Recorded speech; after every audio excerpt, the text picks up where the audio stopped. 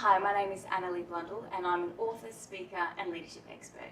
So I take frustrated, invisible executives and I help them build influence, engagement and impact in the work they do so that they can fast track their leadership careers.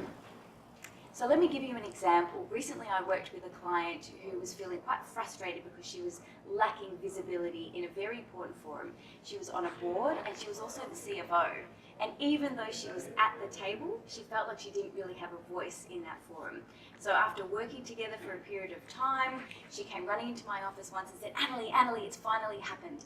The chairperson turned to me in the middle of the discussion and said, what do you think? You are the expert in this. Please help us on this situation. And she said, that's the moment I'd been waiting for. That's when I knew I had arrived. On another occasion, I had the opportunity to work with a client who was a technically brilliant leader, newly promoted, but what that meant was he was doing all the work for everybody else. So he was squishing their expertise. There wasn't space for them. And so when we worked together, we really concentrated on building a coaching approach. And what that meant was he was able to step back, they were able to step up and step in, and it turned their results around. So they went from having engagement scores that were in the bottom quartile to the top quartile within a number of months. A fabulous result for all.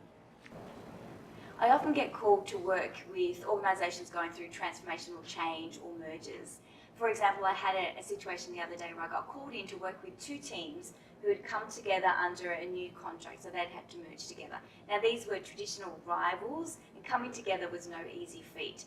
But after the work we did in really helping them understand and appreciate each other and really looking at building those bonds so they could get up and running as quickly as possible, it ended up that they walked away from those interventions not only eager to get on with the work, which is what we really want, but what I didn't think was coming was that when I checked in a couple of months later, they were creating social occasions, they were having bowling opportunities. They really took that opportunity to strengthen the bonds, not just to get the work done, but outside of the workplace as well. I'm on a mission to humanise the leadership landscape. One of the things I really love about the work I get to do is that I get to indulge my passion of being obsessed with human behaviour.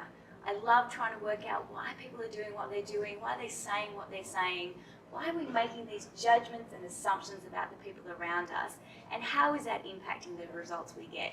And when I talk with my clients in the work that we do together, this is one of the things they value the most from the work we get to do together. It's like they get a whole new level of insight into the dynamics of their relationships, of really understanding why people do what they do.